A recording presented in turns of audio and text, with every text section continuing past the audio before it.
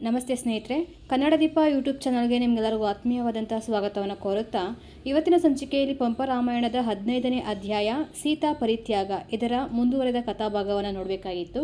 ಕತೆ ಎಲ್ಲಿವರೆಗೂ ಆಗಿತ್ತು ಅಂತ ಅಂದರೆ, ಶ್ರೀರಾಮ ಲಕ್ಷ್ಮಣ ಹಾಗೆ ಮಿಕ್ಕಂಥ ಸಹೋದರರು ಭಟ್ಟಾರಕರ ಬಳಿ ಹೋಗಿ ತ್ರಿಗಜದ್ಭೂಷಣ ಅನ್ನೋ ಆನೆಯ ಭವಾವಳಿಗಳ ಬಗ್ಗೆ ಕೇಳ್ತಾ ಇದ್ದಾರೆ. ಋಷಿಗಳು ಕೂಡ ಆ ಆನೆಯ ಭವಾವಳಿಯ ಬಗ್ಗೆ ವಿವರಿಸ್ತಾ ಇದ್ದಾರೆ. ಇಲ್ಲಿವರೆಗೂ ಆಗಿತ್ತಲ್ವಾ? ಈ ಆನೆ ಅನೇಕ ಭವಾವಳಿಗಳನ್ನು ಪಡ್ಕೊಂಡು ಈಗ ಭೂಷಣನಾಗಿ ಹುಟ್ಟಿದೆ. ಈ ಭೂಷಣನ ಸ್ಟೋರಿನ ಕೇಳಬೇಕಾಗಿತ್ತು. ಧನದತ್ತ ಅನ್ನೋ ವ್ಯಾಪಾರಿ ತನ್ನ ಮಗ ಭೂಷಣ ತಪಸ್ಸಿಗೆ ಹೋಗೋದನ್ನು ತಪ್ಪಿಸೋದಕ್ಕೋಸ್ಕರ ಅವನ ಕಣ್ಣಿಗೆ ಮುನಿಗಳು ಬೀಳದಂತೆ ಎಚ್ಚರ ವಹಿಸ್ಕೊಂಡು ನೋಡ್ಕೊತಾ ಇರ್ತಾನೆ. ತುಂಬ ಸುಖವಾಗಿ ಮಗನನ್ನು ಬೆಳೆಸ್ತಾ ಇರ್ತಾನೆ. ಈ ಧನದತ್ತ ಮೊದಲೇ ಅವನು ತುಂಬ ಶ್ರೀಮಂತ ಅಲ್ವಾ? 32 ಕೋಟಿ ವರಹಗಳಿಗೆ ಅಧಿಪತಿ ಧನದತ್ತ. ಹಾಗಾಗಿ ತುಂಬ ಸುಖವಾಗಿ ಮಗನನ್ನು ನೋಡ್ಕೊತಾ ಇರ್ತಾನೆ. ಹೀಗಿರಬೇಕಾದ್ರೆ ಒಂದಿನ ಅಲ್ಲೆಲ್ಲೋ ಇರೋಂತಹ ಶ್ರೀಧರ ಭಟ್ಟಾರಕರಿಗೆ ನಮಸ್ಕಾರ ವಂದನೆಗಳನ್ನು ಸಲ್ಲಿಸಬೇಕು ಅಂತ ಆಗಸ ಮಾರ್ಗದಲ್ಲಿ ಹೋಗ್ತಾ ಇರೋಂತಹ ದೇವರುಗಳನ್ನು ಭೂಷಣ ನೋಡ್ಬಿಡ್ತಾನೆ. ಅಂದರೆ ಅವರು ಕೂಡ ಜೈನ ಮುನಿಗಳೇ, ದೇವರುಗಳು. ಅವ್ರನ್ನ ಈ ಭೂಷಣ ನೋಡ್ಬಿಡ್ತಾನೆ. ತಂದೆ ಎಷ್ಟೇ ಅಡ್ಡಿಯನ್ನು ಮಾಡಿದ್ರೂ ಕೂಡ ಮಗನಿಗೆ ಯಾವ ಕಾಲದಲ್ಲಿ ಏನಾಗಬೇಕು ಅನ್ನೋದು ಇಲ್ಲಿ ನಮಗೆ ಪ್ರತ್ಯಕ್ಷವಾಗಿ ಕಾಣ್ತಿದೆ ಅಲ್ವಾ? ಈ ಭೂಷಣ ನೋಡ್ತಾನೆ. ಇವನಿಗೆ ನೋಡಿದ ತಕ್ಷಣ ಜಾತಿ ಸ್ಮರಣೆ ಉಂಟಾಗುತ್ತೆ. ಹಿಂದಿನ ಜನ್ಮದಲ್ಲಿ ನಾನು ಏನೇನೆಲ್ಲ ಆಗಿದೆ ಅನ್ನೋದು ಇವನಿಗೆ ಅರ್ಥ ಆಗುತ್ತೆ. ಜೈನ ಧರ್ಮದಲ್ಲಿ ಅತ್ಯಂತ ಪ್ರೀತಿ ಉಂಟಾಗಿ ಭಟ್ಟಾರಕರಿಗೆ ನಮಸ್ಕಾರ ಮಾಡಬೇಕು ಅಂತ ತನ್ನ ಕರಮಾಡದಿಂದ ಅರಮನೆಯ ಉಪ್ಪರಿಗೆಯಿಂದ ಕೆಳಗಡೆ ಇಳಿದು ಬರ್ತಾ ಇರ್ತಾನೆ. ಆಗ ಬರಬೇಕಾದ್ರೆ ಮಾರ್ಗ ಮಧ್ಯದಲ್ಲಿ ಹಾವು ಕಚ್ಚಿ ಸತ್ತು ಹೋಗ್ಬಿಡ್ತಾನೆ ಭೂಷಣ.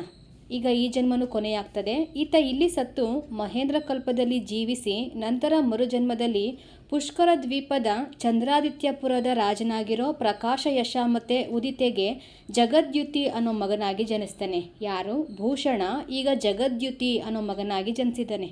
ರಾಜಸುಖದಲ್ಲಿ ಬೆಳೆದು ರಾಜ್ಯಭಾರವನ್ನು ವಹಿಸ್ಕೊಂಡು ಜಿನಮಾರ್ಗದಲ್ಲಿ ಜಿನ ಮುನಿಗಳಿಗೆ ಆಹಾರ ದಾನ ಮಾಡ್ಕೊತ ತುಂಬ ಖುಷಿಯಾಗಿ ಕಾಲವನ್ನು ಕಳೀತಾ ಇರ್ತಾನೆ. ಹೀಗೆ ಕೊನೆಗೆ ಸತ್ತು ಈಶಾನ್ಯ ಕಲ್ಪದಲ್ಲಿ ಜನಿಸ್ತಾನೆ. ಅಂದರೆ ತುಂಬ ಒಳ್ಳೆ ಕಾರ್ಯಗಳನ್ನ ಮಾಡಿ ಸ್ವರ್ಗದಲ್ಲಿ ಜನಿಸ್ತಾನೆ. ಸ್ವಲ್ಪ ಕಾಲ ಸುಖವಾಗಿ ಅಲ್ಲೂ ಕೂಡ ಇದ್ದು ಮತ್ತೆ ಜಂಬೂದ್ವೀಪದ ಪರವಿದೇಹದ ನಂದ್ಯಾವರ್ತಪುರದ ರಾಜನಾಗಿರೋ ಚಲನ್ ಎಂಬ ಚಕ್ರವರ್ತಿಗೂ ಅವನ ಪತ್ನಿ ಮಹಾದೇವಿ ಬಲಾಹರಣಿಗೂ ಅಭಿರಾಮ ಅನ್ನೋ ಮಗನಾಗಿ ಹುಟ್ಟಿದ್ದಾನೆ. ನೋಡಿ, ಮೊದಲಿಗೆ ಭೂಷಣನಾಗಿದ್ದ, ನಂತರದಲ್ಲಿ ಜಗದ್ಯುತಿಯಾಗಿ ಹುಟ್ಟಿದ್ದ, ಈಗ ಅಭಿರಾಮ ದೇವನಾಗಿ ಹುಟ್ಟಿದ್ದಾನೆ. ಈಗಲೂ ಕೂಡ ರಾಜ ಪರಿವಾರನೇ. ಆದರೆ ಅದ್ಯಾಕೋ ಅಭಿರಾಮನಿಗೆ ಬಹಳ ಬೇಗ ಸಂಸಾರದಲ್ಲಿ ವೈರಾಗ್ಯ ಉಂಟಾಗ್ಬಿಡುತ್ತೆ. ವಿರಕ್ತಿ ಭಾವದಿಂದ ದೀಕ್ಷೆ ಪಡ್ಕೊಳ್ಳೋಂಥ ನಿರ್ಧಾರವನ್ನು ಮಾಡ್ತಾನೆ. ಆದರೆ ಅವನಿಗೆ ಈಗ ಆಲ್ರೆಡಿ ಮದುವೆ ಆಗಿತ್ತಲ್ವ, ಅದು ಒಬ್ಬರಲ್ಲ ಇಬ್ಬರಲ್ಲ 3,000 ಮಂದಿ ಹೆಂಡತಿಯರಿದ್ರು ಅವನಿಗೆ. ಅವ್ರು ಯಾರು ಕೂಡ ಇವನು ತಪಸ್ಸಿಗೆ ಹೋಗೋದಕ್ಕೆ ಒಪ್ಕೊಳ್ಳಲಿಲ್ಲ, ಹೋಗೋದಕ್ಕೆ ಬಿಡಲಿಲ್ಲ. ಈಗ ಏನು ಮಾಡೋದು? ತಂದೆಯನ್ನ ಸಲಹೆ ಕೇಳ್ತಾನೆ. ತಂದೆಯ ಮಾತಿನಂತೆ ತನ್ನ ದಾರಿಗೆ ಅಡ್ಡ ಬಂದಿರೋಂತಹ ಪತ್ನಿಯರನ್ನು ಹುಲ್ಲು ಸಮಾನವಾಗಿ ಕಂಡು ಅದೇ ರೀತಿ ಭಾವಿಸಿ ಮನದಲ್ಲಿ ಜಿನಧರ್ಮದ ಹಿರಿಮೆಯನ್ನು ಸ್ಥಿರವಾಗಿಸ್ಕೊಂಡು ಆ ಹೆಣ್ಣುಗಳಿಗೂ ಕೂಡ ಮನೆಯಲ್ಲೇ ಧರ್ಮವನ್ನು ಬೋಧಿಸುತ್ತಾ ಮುನಿಯಂತೆ ಮನೆಯಲ್ಲೇ ಅವನ ಕಾಲವನ್ನು ಕಳೀತಾನೆ.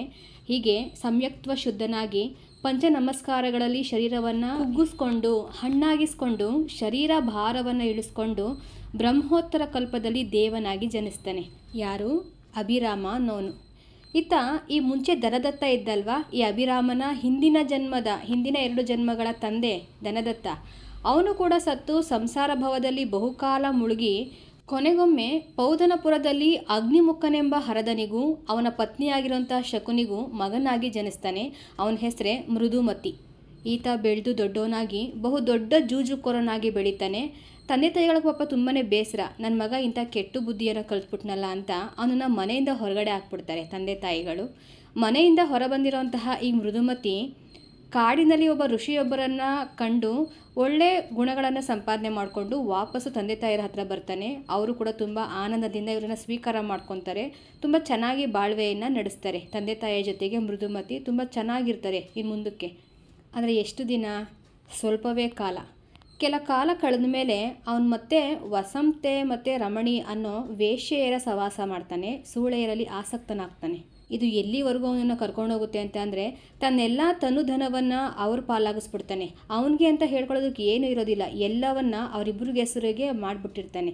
ಕೊನೆಗೆ ಅವರಿಬ್ಬರನ್ನ ಹೇಗಾದರೂ ಮಾಡಿ ಪಡ್ಕೊಳ್ಬೇಕು, ತನ್ನ ಆಸೆಯನ್ನು ಈಡೇರಿಸ್ಕೊಬೇಕು ಅಂತ ಕಳ್ಳತನಕ್ಕೂ ಕೂಡ ಹಿಡಿತಾನೆ. ಯಾರು? ಮೃದುಮತಿ. ಸಣ್ಣ ಪುಟ್ಟ ಮನೆ ಅಂತ ನೋಡೋದಿಲ್ಲ, ಎಲ್ಲ ಕಡೆನೂ ಕಳ್ತನ ಮಾಡ್ತಾ ಇರ್ತಾನೆ. ತನ್ನ ಊರನ್ನು ಬರಿದಾಗಿಸಿ ಈಗ ಪಕ್ಕದ ಊರಿಗೂ ಕೂಡ ಕಳ್ತನ ಮಾಡೋದಕ್ಕೆ ಅಂತ ಹೋಗಿರ್ತಾನೆ. ಅದು ಎಲ್ಲಿಗೆ? ಶಶಾಂಕಪುರಕ್ಕೆ ಹೋಗ್ತಾನೆ. ಆ ಶಶಾಂಕಪುರದ ರಾಜ ನಂದಿವರ್ಧನ ಆಗಿರ್ತಾನೆ. ಅವನ ಅರಮನೆಗೆ ಈಗ ಮೃದುಮತಿ ಕಳ್ತನ ಮಾಡೋದಕ್ಕೆ ಅಂತ ಬಂದಿದ್ದಾನೆ.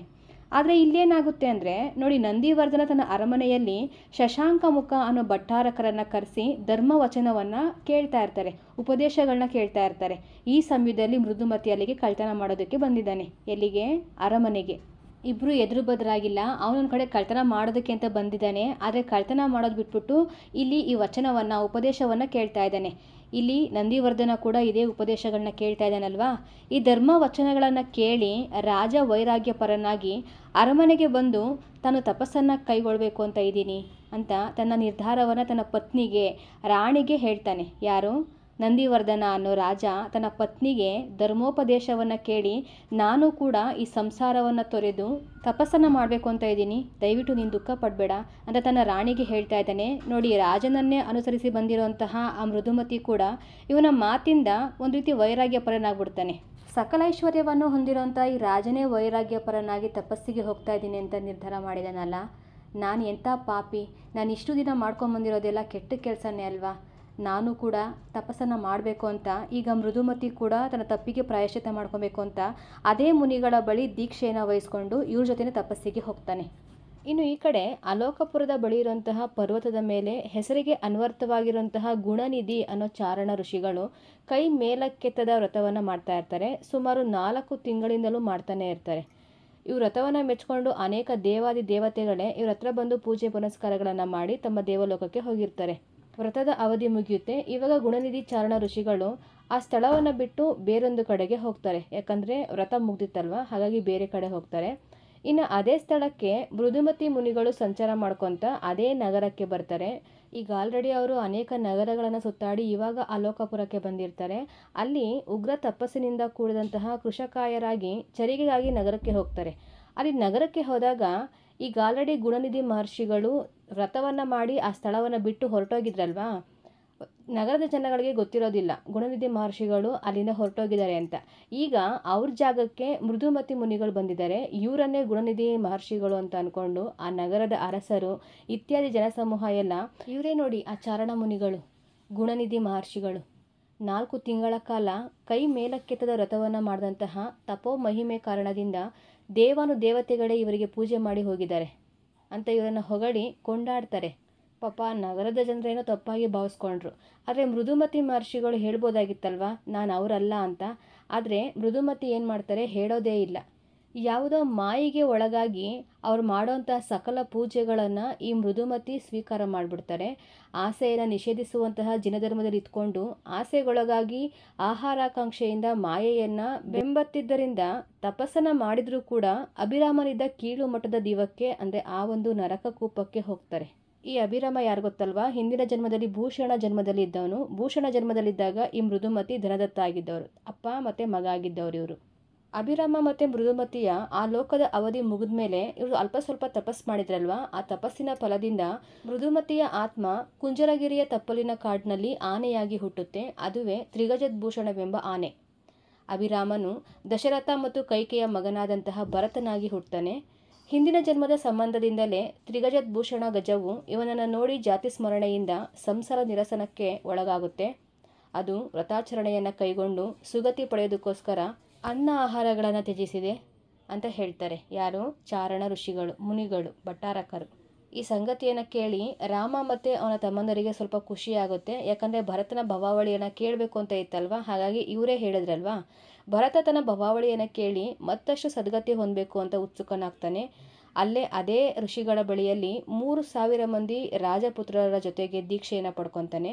ಇನ್ನು ಇವನ ತಾಯಿ ಇದ್ಲಲ್ವ ಕೈಕೆ, ಅವಳು ಕೂಡ 300 ಮಂದಿ ಸ್ತ್ರೀಯರ ಜೊತೆಗೆ ಪೃಥುಮತಿ ಮತ್ತು ಕಂತಿಯರ ಪಾದ ಕಮಲದಲ್ಲಿ ತಪಸ್ಸನ್ನು ಕೈಗೊಳ್ತಾರೆ.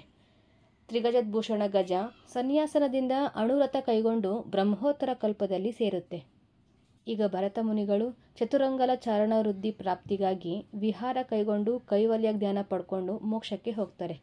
ಇತ್ತ ರಾಮಲಕ್ಷ್ಮಣರು ಕೇಚರ ಭೂಚರರು ತನ್ನ ಆಜ್ಞೆಯನ್ನು ಪಾಲಿಸುವಂತೆ ಧರೆಯನ್ನು ಪರಿಪಾಲಿಸುತ್ತಾ ನಿರಂತರ ಸುಖವಾಗಿ ಇರ್ತಾರೆ.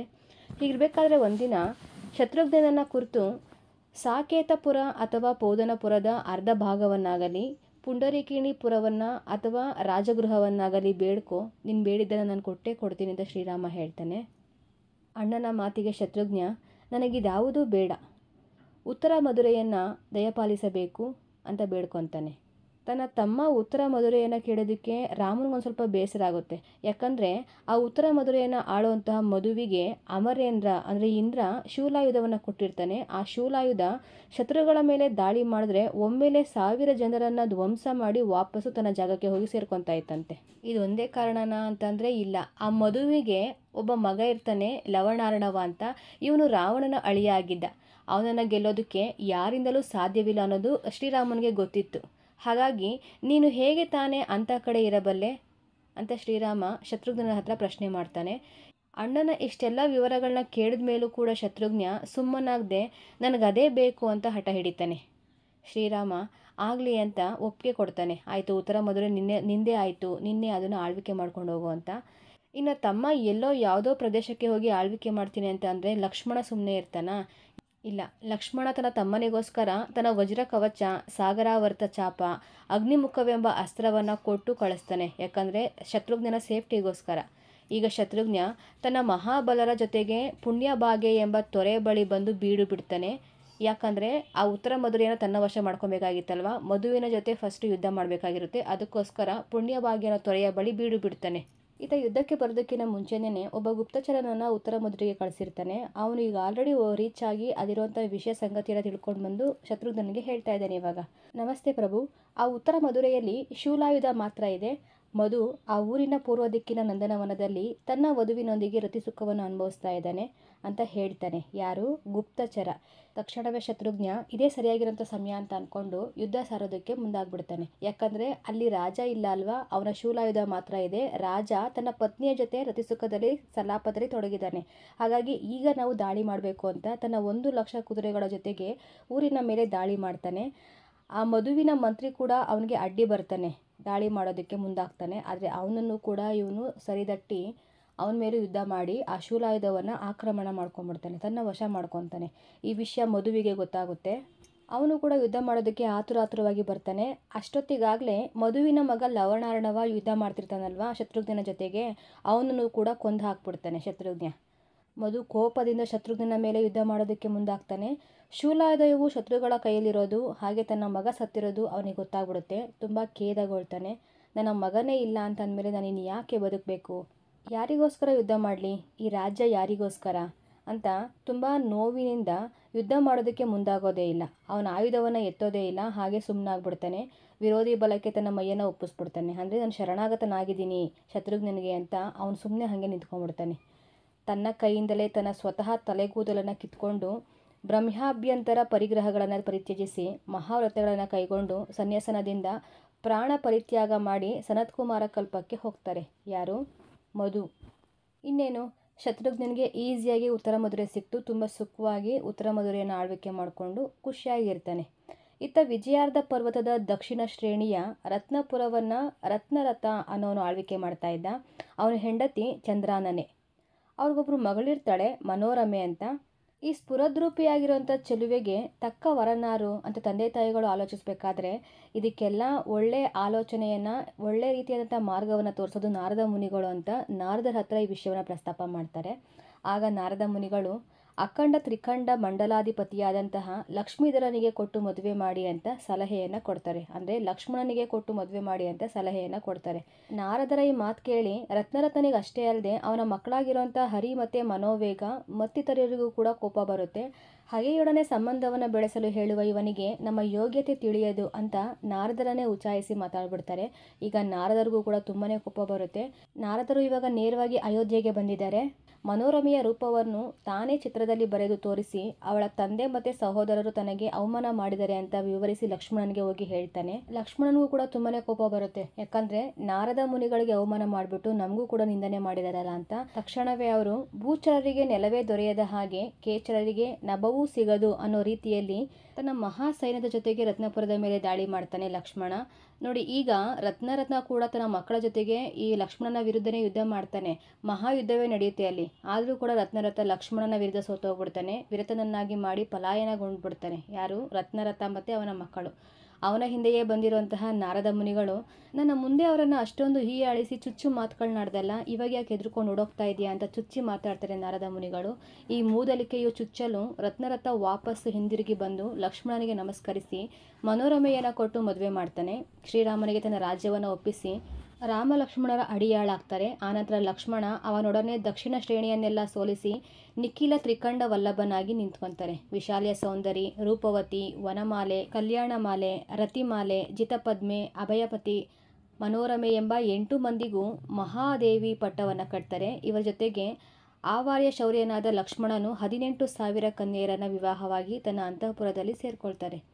ಮಹಾಬಲ ಪರಾಕ್ರಮನಾಗಿರುವಂತಹ ರಘುರಾಮ ದೇವರು ಕೂಡ ಜಾನಕಸುತೆಯಲ್ಲದೆ ಪ್ರಭಾವತಿ, ರತಿ, ಶ್ರೀಕಾಂತೆ ಎಂಬ ಮಹಾದೇವಿಯರಲ್ಲದೆ 8,000 ಮಂದಿ ಅಂತಃಪುರ ಸ್ತ್ರೀಯರನ್ನು ಹೊಂದಿರ್ತಾರೆ.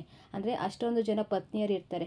ಹೀಗೆ ಶ್ರೀರಾಮ ಲಕ್ಷ್ಮಣರು ಹಲವು ಕಾಲ ರಾಜಸುಖವನ್ನು ಅನುಭವಿಸ್ಕೊಂಡು ಸುಖವಾಗಿ ಕಾಲವನ್ನು ಕಳೀತಾ ಇರ್ತಾರೆ. ಕಾಲಾನುಕ್ರಮಕ್ಕೆ ಲಕ್ಷ್ಮಣನ ಮನೋವಲ್ಲಭೆಯಾಗಿರುವಂಥ ವಿಶಾಲ್ಯ ಸೌಂದರಿಗೆ ಶ್ರೀಧರ, ರೂಪವತಿಗೆ ಪೃಥ್ವಿ ತಿಲಕ, ವನಮಾಲೆಗೆ ಅರ್ಜುನ, ಕಲ್ಯಾಣಮಾಲೆಗೆ ಮಂಗಳ, ರತಿಮಾಲೆಗೆ ಶ್ರೀಕಾಳಿ, ಜಿತಪದ್ಮೆಗೆ ವಿಮಲಪ್ರಭಾ, ಅಭಯಮತಿಗೆ ಸತ್ಯಕೀರ್ತಿ ಮತ್ತು ಮನೋರಮೆಗೆ ಸುಪಾರ್ಶ್ವ ಅನ್ನೋ ಮಕ್ಕಳು ಹುಡ್ತಾರೆ. ಹೀಗೆ ಅರ್ಧ ಚಕ್ರವರ್ತಿಯ 8 ಮಂದಿ ಮಕ್ಕಳು ದಿನ ದಿನಕ್ಕೆ ಪ್ರವರ್ಧಮಾನರಾಗಿಯೂ ಮನೋಹಕವಾಗಿ ಬೆಳೀತಾ ಇರ್ತಾರೆ. ಈ ಕಡೆ ಜನಕಸುತೆನೂ ಕೂಡ ಒಂದಿನ 4 ನೀರು ಮಿಂದು ಬೆಳ್ಳುಡುಗೆಯುಟ್ಟು ವಿರಾಜಿಸ್ತಾ ಇರ್ತಾಳೆ. ಆಕೆ ರಾತ್ರಿ ಕೈ ಬಳೆಗಳು ನಿನದಿಸುತ್ತಿರಲು ಲಕ್ಷ್ಮಿಯಂತೆ ಸಜ್ಜೆಯ ಮನೆಗೆ ಬಂದು ಮಲಗಿರ್ತಾಳೆ. ಬೆಳಗಿನ ಜಾವ ಅವಳಿಗೆ 2 ಕನಸು ಬೀಳುತ್ತೆ. ಶರಭಗಳೆರಡು ತನ್ನ ಮುಖವನ್ನು ಹೊಕ್ಕ ಹಾಗೆ ಮತ್ತು ಪುಷ್ಪಕವು ಭೂಮಿಗೆ ಅಪ್ಪಳಿಸಿದ ಹಾಗೆ ಈ 2 ಕನಸುಗಳು ಬೀಳ್ತವೆ. ಯಾರಿಗೆ? ಸೀತೆಗೆ. ಈ ವಿಚಾರವನ್ನು ತನ್ನ ಗಂಡನಿಗೆ ಹೋಗಿ ಹೇಳ್ತಾಳೆ. ಮೊದಲ ಕನಸಿನ ಅರ್ಥವನ್ನು ಆತ ವಿವರಿಸ್ತಾನೆ. ಅಮಿತ ಪರಾಕ್ರಮಶಾಲಿಯಾಗಿರುವಂಥ 2 ಮಕ್ಕಳು ನೀನು ಪಡಿತೀಯಾ, ಆದರೆ 2ನೆಯ ಕನಸು ತುಂಬ ಖೇದಕರವಾದದ್ದು ಅಂತ ಶ್ರೀರಾಮ ವಿವರಿಸ್ತಾನೆ. ಇಬ್ರಿಗೂ ತುಂಬಾ ಆತಂಕ ಉಂಟಾಗುತ್ತೆ. ಕೆಲವು ದಿನಗಳು ಕಳೆದ ಮೇಲೆ ಸೀತೆಗೆ ಗರ್ಭ ಚಿಹ್ನೆಗಳು ಕಾಣಿಸ್ಕೊತವೆ. ಅಂದರೆ ಆಕೆ ಗರ್ಭವತಿಯಾಗಿರ್ತಾಳೆ. ಅವಳಿಗೆ ಜಿನಪೂಜೆ ಮಾಡಬೇಕು ಅನ್ನೋ ಹೆಬ್ಬಯಕೆ ಉಂಟಾಗುತ್ತೆ. ಯಾರಿಗೆ? ಸೀತಾದೇವಿಗೆ. ಪ್ರತಿದಿನ ಮಹೇಂದ್ರೋದ್ಯಾನವನದ ಜಿನಾಲಯಗಳಲ್ಲಿ ಪೂಜೆ ಮಾಡ್ತಾ ಇರ್ತಾಳೆ. ಆದರೂ ಕೂಡ ಅವಳಿಗೆ ಇರೋಂಥ ಎಲ್ಲ ಜಿನಾಲಯಗಳನ್ನು ಪೂಜೆ ಮಾಡಬೇಕು ಅನ್ನೋ ಒಂದು ಹೆಬ್ಬಯಕೆ ಇರುತ್ತೆ. ಹೀಗೆ ಶ್ರೀರಾಮ ಮತ್ತು ಲಕ್ಷ್ಮಣ ಅವರ ಪತ್ನಿಯರ ಜೊತೆ ತುಂಬ ಸುಖವಾಗಿ ಕಾಲವನ್ನು ಕಳಿಬೇಕಾದ್ರೆ ಒಂದಿನ ಸೀತಾದೇವಿಯ ಬಲಗಣ್ಣು ಅಪಶಕುನದ ರೀತಿಯಲ್ಲಿ ಅದರೋಕ್ಕೆ ಶುರು ಮಾಡುತ್ತೆ. ಅವಳಿಗೆ ತುಂಬಾ ಭಯ ಆಗ್ಬಿಡುತ್ತೆ. ಇದ್ಯಾಕಪ್ಪ ಈ ಥರ ಬಲಗಣ್ಣು ಅದರುತ್ತಾ ಇದೆಯಲ್ಲ, ಏನು ಕೆಟ್ಟ ಸೂಚನೆ ಕೊಡ್ತಾ ಇದೆಯೋ ಏನೋ ಅಂದ್ಕೊಂಡು ಆಕೆ ತಕ್ಷಣವೇ ಗೃಹಮತ್ತರನ್ನು ಕರೆದುಬಿಟ್ಟು ಯಾರು ಏನೇ ಬೇಡಿದ್ರೂ ಕೂಡ ಇಲ್ಲ ಅನ್ನೋದು ರೀತಿಯಲ್ಲಿ ದಾನ ಧರ್ಮಗಳನ್ನು ಮಾಡೋದಕ್ಕೆ ಹೇಳ್ತಾಳೆ. ಹಾಗೆ ತಾನು ಕೂಡ ದಿನವೂ ಜಿನಾಭಿಷೇಕ, ಜಿನ ಪೂಜೆಗಳಲ್ಲಿ ಮುಳುಗೋಗ್ಬಿಟ್ಟಿರ್ತಾಳೆ. ಹೀಗಿರಬೇಕಾದ್ರೆ ಒಂದಿನ ಜನರ ಒಂದು ದೊಡ್ಡ ಗುಂಪು ಶ್ರೀರಾಮನ ದರ್ಶನಕ್ಕೆಂದು ಆಸ್ಥಾನಕ್ಕೆ ಬರುತ್ತೆ. ಶ್ರೀರಾಮ ಅವರನ್ನು ನೋಡಿ ನೀವು ಬಂದಿರೋಂಥ ವಿಷಯವನ್ನು ಹೇಳಿ ಅಂತ ಕೇಳ್ತಾನೆ. ಆಗ ಬಂದಿರೋಂಥ ಗುಂಪಿನ ಪರವಾಗಿ ವಿಜಯ ಅನ್ನೋ ಒಬ್ಬ ಮಹತ್ತರ ಹೀಗೆ ಹೇಳ್ತಾನೆ. ವ್ಯಸನಿಯು ದುರಾತ್ಮನೂ ಆದ ಧನುಜನು ಮೋಹಗೊಂಡು ಸೀತೆಯನ್ನು ಅಪಹರಿಸಿ ಕರೆದೊಯ್ದ. ಆತ ಅನೇಕ ದಿವಸಗಳ ಕಾಲ ಸೀತೆಯನ್ನು ತನ್ನ ಮನೆಯಲ್ಲಿಟ್ಟುಕೊಂಡಿದ್ದರೂ ಹಿಂದು ಮುಂದು ನೋಡದೆ ಆಕೆಯನ್ನು ಕರೆತಂದು ಮೊದಲಿನ ಹಾಗಿರುವುದು ಸರಿಯೇ? ಭೂಪರಿಪಾಲಕನೇ ಹೀಗೆ ಮಾಡಿದರೆ ನಿಯಮ ಪಾಲನೆ ಯಾರು ಮಾಡುತ್ತಾರೆ? ಹೀಗಂತ ಆ ವಿಜಯ ಅನ್ನೋ ಮಹತ್ತರ ಶ್ರೀರಾಮನಿಗೆ ಪ್ರಶ್ನೆಯನ್ನು ಹಾಕ್ತಾನೆ. ಈ ಮಾತುಗಳನ್ನು ಕೇಳಿಸ್ಕೊಂಡಂಥ ಶ್ರೀರಾಮನಿಗೆ ತಾನು ಮಾಡಿದ್ದು ತಪ್ಪು ಅಂತ ಪಶ್ಚಾತ್ತಾಪ ಉಂಟಾಗುತ್ತೆ. ಆ ಒಬ್ಬ ವ್ಯಕ್ತಿ ಆಡಿದಂತಹ ಮಾತು ಶ್ರೀರಾಮನ ಮನಸ್ಸಿನ ಮೇಲೆ ಗಾಢವಾದಂಥ ಪರಿಣಾಮವನ್ನೇ ಬೀರುತ್ತೆ. ಆ ಕ್ಷಣವೇ ಹೆಸರು ಮತ್ತು ಧರ್ಮಗಳು ಕೆಡುವ ಹಾಗೆ ಮಾಡುವುದು ತರವಲ್ಲ ಅಂತ ಅಂದ್ಕೊಂಡು ವೈದೇಹಿಯನ್ನು ತೊರೆಯೋದಕ್ಕೆ ನಿರ್ಧಾರ ಮಾಡಿಬಿಡ್ತಾನೆ. ಅಂದರೆ ಸೀತೆಯನ್ನು ದೂರ ಮಾಡೋದಕ್ಕೆ ನಿರ್ಧಾರ ಮಾಡ್ಕೊತಾನೆ. ನೋಡಿ, ಯಾರೋ ಒಬ್ಬ ವ್ಯಕ್ತಿಯ ಮಾತನ್ನು ಕೇಳಿಬಿಟ್ಟು ಶ್ರೀರಾಮ ಈ ಥರ ನಿರ್ಧಾರ ತೊಗೊಬೋದಾಗಿತ್ತಾ? ಹಾಗಿದ್ರೆ ಸೀತೆ ಮೇಲೆ ಅವನಿಗೆ ಪ್ರೀತಿ ಇರಲಿಲ್ವಾ ಅಂತ ಅಂದರೆ, ಸೀತೆ ಮೇಲೆ ಅಪಾರ ಪ್ರೀತಿ ಇದ್ದರೂ ಕೂಡ ಜನಾಪವಾದಕ್ಕೆ ನಾನು ಆ ಗುರಿ ಆಗಬಾರ್ದು ಅನ್ನೋ ಕಾರಣಕ್ಕೆ ಸೀತೆಯನ್ನು ತೊರೆಯೋದಕ್ಕೆ ನಿರ್ಧಾರ ಮಾಡ್ತಾನೆ. ಇನ್ನೇನು ನಿರ್ಧಾರ ಮಾಡಿ ಆಯ್ತಲ್ವಾ, ಆ ಕ್ಷಣವೇ ಶ್ರೀರಾಮ ಲಕ್ಷ್ಮಣನನ್ನು ಬರೆ ಹೇಳಿ ಈ ವಿಷಯವನ್ನು ಹೇಳ್ತಾನೆ. ಅಣ್ಣನ ಈ ಕಠೋರ ಮಾತುಗಳನ್ನು ಕೇಳಿಸ್ಕೊಂಡಂಥ ಲಕ್ಷ್ಮಣನಿಗೆ ಕೋಪ ಉಕ್ಕಿ ಬರುತ್ತೆ. ನಿಮ್ಮಂತಹವರು ಅವಿವೇಕಿಗಳಂತೆ ಹೀಗೆನ್ನಬಹುದೇ ಅಂತ ಪ್ರಶ್ನೆ ಮಾಡ್ತಾನೆ ಅಣ್ಣನಿಗೆ. ನನ್ನ ಅತ್ತಿಗೆ ಸೀತಾದೇವಿಯು ಪತಿವ್ರತ ಗುಣ ರತ್ನಭೂಷಣಾಲಂಕೃತೆ. ಅಂತಹವಳಲ್ಲಿ ಅವಗುಣವನ್ನು ಕಾಣುವುದು ರಾಮನಂತವರಿಗೆ ಸರಿಯಲ್ಲ ಅಂತ ವಾದ ಮಾಡ್ತಾನೆ. ಲಕ್ಷ್ಮಣನ ಈ ಮಾತಿಗೆ ಶ್ರೀರಾಮ ಪ್ರತಿವಾದ ಮಾಡೋದಿಲ್ಲ. ಬದಲಾಗಿ ಆತನಿಗೂ ಗೊತ್ತಿತ್ತು ಸೀತೆ ಪತಿವ್ರತೆ ಅಂತ. ಆದರೆ ಜನರ ಒಂದು ಬಾಯಿಗೆ ತುತ್ತಾಗಬಾರ್ದು ಅನ್ನೋ ಕಾರಣಕ್ಕೆ ಶ್ರೀರಾಮ ಈ ನಿರ್ಧಾರ ತೊಗೊಂಡಿರೋದಲ್ವ. ಅವನು ಮಾತಾಡ್ತಾನೆ ಇವಾಗ ಶ್ರೀರಾಮ ತಮ್ಮನ ಹತ್ರ. ಪುರುದೇವನಿಂದ ಮೊದಲಾದ ಇಕ್ಷ್ವಾಕು ವಂಶದ ಅವನೀಶರು ಹೊಂದದ ದುಶ್ಚಾರಿತ್ರ್ಯ ಕಳಂಕ ತನಗೆ ಉಂಟಾಗೋದಕ್ಕೆ ನಾನು ಅವಕಾಶ ಕೊಡೋದಿಲ್ಲ.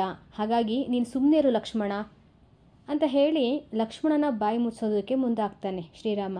ಆದರೆ ಲಕ್ಷ್ಮಣ ಸುಮ್ಮನಾಗೋದಿಲ್ಲ. ಈಗಲೂ ಸೀತಾಮಾತೆಯ ಗುಣ ಕೆಡಲು ಇಡೀ ಧರೆಯೇ ನಾಶವಾಗುತ್ತದೆ.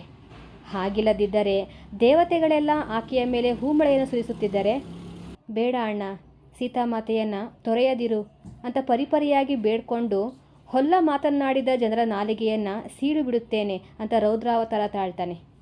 ತಮ್ಮನ ಈ ಕೋಪಾಗ್ನಿಯನ್ನು ಅವನ ಕೈ ಹಿಡಿದು ಶಮನ ಮಾಡಿ, ಇದೊಂದು ಮಾತಿಗೆ ವಿರುದ್ಧವಾಡಬೇಡ, ಸುಮ್ಮನಿದ್ದು ಬಿಡು ಅಂತ ಶ್ರೀರಾಮ ಕೇಳ್ಕೊತಾನೆ. ಸ್ವಂತ ಅಣ್ಣ ಅಲ್ವ ಕೇಳ್ಕೊತಾ ಇರೋದು. ಹಾಗಾಗಿ ಲಕ್ಷ್ಮಣ ಸುಮ್ಮನೆ ಆಗ್ತಾನೆ. ಆನಂತರ ಕೃತಾಂತ ವಕ್ರನನ್ನು ಕರೆದು ಸೀತೆಯೊಬ್ಬಳನ್ನೇ ಕರ್ಕೊಂಡು ಹೋಗಿ ದಟ್ಟವಾದಂತಹ ಕಾಡಿನ ನಡುವೆ ಬಿಟ್ಟು ಬಾ ಅಂತ ಅಪ್ಪಣೆ ಮಾಡ್ತಾನೆ. ಯಾರು? ಶ್ರೀರಾಮ. ಅಣ್ಣ ಈ ಥರ ಹೇಳಬೇಕಾದ್ರೆ ಲಕ್ಷ್ಮಣ ಅಲ್ಲೇ ಇದ್ದ ಅಲ್ವಾ? ಸೀತೆಯನ್ನು ತೊರಿತೀನಿ ಅಂತ ಹೇಳಿದ್ದ. ಹಾಗಂತ ದಟ್ಟವಾದಂಥ ಕಾಡಿನಲ್ಲಿ ಬಿಟ್ಬಿಟ್ಟು ಬರ್ತಾನೆ ಅಂತ ಗೊತ್ತಿರಲಿಲ್ಲ ಲಕ್ಷ್ಮಣನಿಗೆ. ಹಾಗಾಗಿ ಈಗ ಲಕ್ಷ್ಮಣ ಇದನ್ನು ಕೇಳಿ ತಲ್ಲಣಿಸಿ ಹೋಗ್ಬಿಡ್ತಾನೆ. ಅತ್ತಿಗೆ ಮಹಾಸತಿ, ಗರ್ಭಿಣಿ, ಪಾಪ ಬೀರು, ಕಾಡಾದರೋ ತುಂಬ ಭಯಂಕರವಾದದ್ದು. ಅಲ್ಲಿ ಆಗಬಹುದಾದಂಥ ಅನಾಹುತವನ್ನು ಲೆಕ್ಕಿಸದೆ ಯಾರದೋ ಮಾತು ಕೇಳಿ ಹೀಗೆ ಅಟ್ಟುವಂತೆ ನುಡಿಯಬಹುದೇ? ಅಣ್ಣ, ದಯವಿಟ್ಟು ಹೀಗೆ ಮಾಡಬೇಡ ಅಂತ ಕಳಕಳಿಯಿಂದ ಪ್ರಾರ್ಥನೆ ಮಾಡ್ಕೊತಾನೆ. ಆದರೂ ಕೂಡ ಶ್ರೀರಾಮ ತನ್ನ ಮೇಲೆ ಗೌರವವಿರೋದಾದರೆ ಸುಮ್ಮನೆ ಇರಬೇಕು ನೀನು ಅಂತ ಅವನಿಗೆ ಆಜ್ಞೆ ಮಾಡಿಬಿಡ್ತಾನೆ. ಈಗ ಲಕ್ಷ್ಮಣ ಅತೀವವಾದಂಥ ದುಃಖದಿಂದ ಏನೂ ಮಾಡೋದಕ್ಕಾಗಲಿಲ್ವಲ್ಲ ಅನ್ನೋ ನೋವಿನಲ್ಲಿ ಅಲ್ಲಿಂದ ಹೊರಟೋಗ್ತಾನೆ. ಆತ ಆ ಕಡೆ ಹೋಗಿ ಆದಮೇಲೆ ಶ್ರೀರಾಮ ಕೃತಾಂತ ವಕ್ರನನ್ನು ಕುರಿತು ಅಯೋಧ್ಯ ನಗರದ ಸಮ್ಮೇದ ಪರ್ವತದ ಸಮೀಪದ ಜಿನಾಲಯಗಳಲ್ಲಿ ಪೂಜೆ ಸಲ್ಲಿಸುವಂತಹ ತನ್ನ ಬಯಕೆಯನ್ನು ತೀರಿಸಿಕೊಳ್ಳಿರಿ ಅಂತ ಹೇಳಿ ಅವಳನ್ನು ದಟ್ಟ ಅರಣ್ಯದಲ್ಲಿ ಬಿಟ್ಟು ಬಾ ಅಂತ ಆಜ್ಞೆ ಮಾಡಿಬಿಡ್ತಾನೆ. ಯಾರನ್ನ? ಸೀತಾಮಾತೆಯನ್ನು. ಪಾಪ ಸೀತೆಗೆ ಮೊದಲೇ ಹೇಳ್ಬಿಟ್ಟು ಕರ್ಕೊಂಡು ಹೋಗ್ತಾ ಇಲ್ಲ, ನಿನ್ನನ್ನು ಕಾಡಿನಲ್ಲೇ ಬಿಟ್ಬಿಟ್ಟು ಬರ್ತೀವಿ ಅಂತ. ಬದಲಾಗಿ ಆಕೆಯ ಬಸರಿ ಬಯಕೆಯನ್ನು ಈಡೇರಿಸೋದಕ್ಕೋಸ್ಕರ ಕರ್ಕೊಂಡು ಹೋಗ್ತಾ ಇದ್ದೀವಿ ಅನ್ನೋ ರೀತಿಯಲ್ಲಿ ಅವಳನ್ನು ಕರ್ಕೊಂಡು ಹೋಗಬೇಕು ಅಂತ ಶ್ರೀರಾಮ ಹೇಳ್ತಾ ಇರೋದು. ಇನ್ನು ಆ ಸೇವಕನಾಗುವುದು ಕಷ್ಟದ ಕೆಲಸ. ಸೀತಾದೇವಿಯನ್ನು ಅಡವಿಯಲ್ಲಿ ಬಿಟ್ಟು ಬರುವುದಕ್ಕೆ ಅಳುಕುಂಟಾದರೂ ಕೂಡ ರಾಘವನ ಆಜ್ಞೆಯನ್ನು ನೆರವೇರಿಸೋದಕ್ಕೆ ಅವನು ಸಿದ್ಧನಾಗ್ತಾನೆ. ಒಲ್ಲದ ಮನಸ್ಸಲ್ಲಿ ಆ ಸೇವಕ ಸೀತೆಯ ಬಳಿ ಬಂದು ಶ್ರೀರಾಮ ಹೇಳಿಕೊಟ್ಟಿರುವಂಥ ರೀತಿಯಲ್ಲೇ ಹುಸಿಯಾಡಿ ಆಕೆಯನ್ನು ರಥದಲ್ಲಿ ಕುಳ್ಳಿಸ್ಕೊಂಡು ಅಡವಿಯ ಕಡೆಗೆ ಪ್ರಯಾಣವನ್ನು ಬೆಳೆಸ್ತಾನೆ. ಮಹಾಗಹನವಾಗಿರುವಂತಹ ಅಡವಿಯನ್ನು ಹೊಕ್ಕು ನಟ್ಟ ನಡುವೆ ನಿರ್ಜರದ ನೀರಿನಿಂದ ಆವೃತವಾಗಿರುವಂತಹ ಒಂದು ಬೆಟ್ಟದ ಸಾನು ಪ್ರದೇಶದಲ್ಲಿ ಆಕೆಯನ್ನು ರಥದಿಂದ ಕೆಳಗಡೆ ಇಳಿಸ್ತಾನೆ. ಈ ಸಂದರ್ಭದಲ್ಲಿ ಅವನಿಗದೆಷ್ಟು ದುಃಖ ಆಗ್ತಾ ಇರಬೇಕು. ಆನಂತರ ತನ್ನ ಎರಡೂ ಕೈಗಳನ್ನು ಮುಗಿದು ದುಃಖದಿಂದ ಕಣ್ಣೀರು ಗರೆಯುತ್ತಾ ಅಲ್ಲೇ ನಿಂತ್ಕೊಂಡ್ಬಿಡ್ತಾನೆ. ಪಾಪ ಸೀತೆಗೇನು ಗೊತ್ತಾಗ್ತಾ ಇರೋದಿಲ್ಲ, ಇವನು ಯಾಕೆ ಅಳ್ತಾ ಇದ್ದಾನೆ ಅಂತ ಆಕೆ ಕೇಳ್ತಾಳೆ. ಶೋಕ ಬೇಕೆ? ಯಾಕೆ ಅಳ್ತಾ ಇದೆಯಾ ನೀನು ಅಂತ ಕೇಳ್ತಾಳೆ ಸೀತೆ. ಆಗ ಆ ಕೃತಾಂತ ವಕ್ರ ಹೇಳ್ತಾನೆ, ಅಮ್ಮ, ಲೋಕವೆಲ್ಲ ತಮ್ಮ ಮೇಲೆ ಗೌರವವಿರಿಸಿಕೊಂಡಿದ್ದರೂ ಮಹಾಪ್ರಭುಗಳು ತಮ್ಮನ್ನು ಅಡವಿಯಲ್ಲಿ ಬಿಟ್ಟು ಬರಲು ಆಜ್ಞಾಪಿಸಿದ್ದರಿಂದ ಇಲ್ಲಿಗೆ ಕರೆತಂದೆ ಅಂತ ತಡೆದು ಅತೀವ ದುಃಖದಿಂದ ಹೇಳ್ತಾನೆ. ಅವನ ಈ ಮಾತುಗಳನ್ನು ಕೇಳಿದ ತಕ್ಷಣವೇ ಸೀತಾದೇವಿಗೆ ಬರಸಿಡಿಲೇ ಬಂದು ಅವಳನ್ನು ಅಪ್ಪಳಿಸುತ್ತೇನೋ ಅನ್ನೋ ರೀತಿಯಲ್ಲಿ ಮೂರ್ಛೆ ಹೋಗ್ಬಿಡ್ತಾಳೆ. ಆಕೆಯ ದುಃಖವಂತೂ ಅಸದಳ. ಸ್ವಲ್ಪ ಕಾಲದಲ್ಲಿಯೇ ಎಚ್ಚೆತ್ತು ಮತ್ತೆ ಆ ಕೃತಾಂತ ವಕ್ರನಿಗೆ ಈ ರೀತಿ ಹೇಳಿ ಕಳಿಸ್ತಾಳೆ ಶ್ರೀರಾಮನಿಗೆ ಸಂದೇಶವನ್ನು. ರಾಮದೇವರು ಭೂತಳವನ್ನು ನ್ಯಾಯದಿಂದ ಪರಿಪಾಲಿಸಲಿ. ದೇವ ಗುರುಪೂಜೆಯನ್ನು ಮರೆಯದಿರಲಿ. ಜನಾಪವಾದ ಭಯದಿಂದ ನನ್ನನ್ನು ತೊರೆಯುವಂತೆ ಮಿಥ್ಯಾದೃಷ್ಟಿಗಳ ಮಾತನ್ನು ಕೇಳಿ ಅರ್ಹತ್ ಪರಮೇಶ್ವರ ಶ್ರೀಧರ್ಮವನ್ನು ಬಿಡದಿರಲಿ. ನನ್ನ ಮೇಲೆ ಕೃಪೆ ದೋರಿ ಈ ಮಾತುಗಳನ್ನು ನೆರವೇರಿಸುವಂತೆ ತಪ್ಪದೇ ಹೇಳು ಅಂತ ಸೇವಕನಿಗೆ ಹೇಳಿ ಕಣ್ಣೀರಿಡುತ್ತಾ ತಲೆಬಾಗಿ ಅಲೆ ನಿಂತ್ಕೊಂಡ್ಬಿಡ್ತಾಳೆ. ಹೇಳೋದಕ್ಕಿನ್ನೇನು ಇರೋದಿಲ್ಲ. ತುಂಬಾ ದುಃಖ ಅವಳನ್ನು ಆವರಿಸ್ಬಿಟ್ಟಿರುತ್ತೆ. ಸೀತಾಮಾತೆಯ ಈ ಅಸಹಾಯಕ ಸ್ಥಿತಿಯನ್ನು ನೋಡಿದಂತಹ ಆ ಸೇವಕನಿಗೂ ಕೂಡ ತುಂಬಾ ದುಃಖ ಆಗುತ್ತೆ. ಯಾಕಂತಂದರೆ ಗರ್ಭಿಣಿಯಾದ ಈಕೆಯನ್ನು ಅರಣ್ಯದಲ್ಲಿ ಬಿಟ್ಟು ಹೋಗಬೇಕಾದಂತಹ ಕೆಲಸವನ್ನು ತಾನು ಮಾಡಬೇಕಾಯ್ತಲ್ಲ. ಸೇವಕತನಕ್ಕಿಂತ ಅಪ್ರಶಸ್ತ್ಯವಾದದ್ದು ಯಾವುದೂ ಇಲ್ಲ ಅಂತ ಹಳೆದುಕೊಳ್ತಾನೆ. ತನ್ನನ್ನು ತಾನೇ ದೂಷಿಸ್ಕೊತಾನೆ. ಕಣ್ಣೀರಿಡುತ್ತಾ ಸೀತಾದೇವಿಯ ಪಾದಕಮಲಗಳಿಗೆ ನಮಸ್ಕಾರವನ್ನು ಮಾಡಿ ನನ್ನನ್ನು ಕ್ಷಮಿಸಿ ಅಂತ ಬೇಡ್ಕೊಂಡು ಆಕೆಯನ್ನು ಬೀಳ್ಕೊಂಡು ಅಯೋಧ್ಯೆಯ ಕಡೆಗೆ ಪ್ರಯಾಣವನ್ನು ಬೆಳೆಸ್ತಾನೆ. ಇಲ್ಲಿ ಈ ಕಡೆ ಅಯೋಧ್ಯೆಯಲ್ಲಿ ಶ್ರೀರಾಮ ಸೀತೆ ಹೋಗಿರುವಂತಹ ದಾರಿಯನ್ನೇ ನೋಡ್ತಾ ನಿಂತಿರ್ತಾನಲ್ವ. ಆ ದಾರಿಯಲ್ಲಿ ಈಗ ಕೃತಾಂತ ವಕ್ರ ಬರ್ತಾ ಇರೋದನ್ನು ನೋಡ್ತಾನೆ. ಕೃತಾಂತ ವಕ್ರ ರಾಮನ ಹತ್ರ ಹೋಗ್ಬಿಟ್ಟು ಸೀತೆ ಹೇಳಿರೋಂಥ ಎಲ್ಲ ಮಾತನ್ನು ಅವನ ಹತ್ರ ಚಾಚು ತಪ್ಪದೆ ಹೇಳ್ತಾನೆ. ಆ ಮಾತನ್ನು ಕೇಳಿಸ್ಕೊಳ್ಳೋಂಥ ರಘುರಾಮ ಮೂರ್ಛೆ ಹೋಗ್ಬಿಡ್ತಾನೆ. ಕೆಲ ಕಾಲದ ನಂತರ ಮೂರ್ಛೆಯಿಂದ ಎದ್ದು ಪ್ರಲಾಪಿಸ್ತಾನೆ ಸೀತಾ ಅಂತ. ತುಂಬ ದುಃಖಿತನಾಗ್ತಾನೆ. ಕೊನೆಗೆ ಚಂದ್ರಕಲಶ ಅನ್ನೋ ಸೀತೆಯ ಮಹತ್ತರನನ್ನು ಕರೆದುಬಿಟ್ಟು ಜಿನಪತಿ ಪೂಜೆ, ಮುನಿಜನಗಳಿಗೆ ಚತುರ್ವಿಧ ದಾನ ಮುಂತಾದವುಗಳನ್ನು ಸೀತೆ ಆಸೆ ಇಟ್ಕೊಂಡಿರೋಂಥ ರೀತಿಯಲ್ಲೇ ಮಾಡಬೇಕು ಅಂತ ಪುರೋಹಿತರಿಗೆ ಸೂಚಿಸಿ ಹೇಳ್ತಾನೆ. ಎಲ್ಲವೂ ಅದೇ ರೀತಿಯಲ್ಲಿ ಸಾಂಗವಾಗಿ ನಡೆಯುತ್ತೆ. ಇಲ್ಲಿಗೆ ಸೀತಾ ಪರಿತ್ಯಾಗ ಅಧ್ಯಾಯ ಕಂಪ್ಲೀಟ್ ಆಗುತ್ತೆ. ಮುಂದಿನ ಅಧ್ಯಾಯ, ಕೊನೆಯ ಅಧ್ಯಾಯ ರಾಮಚಂದ್ರ ಪರಿನಿರ್ವಾಣ, ಇದರ ಕಥಾ ಸಾರಾಂಶವನ್ನು ಮುಂದಿನ ಸಂಚಿಕೆಯಲ್ಲಿ ಕೇಳೋಣ.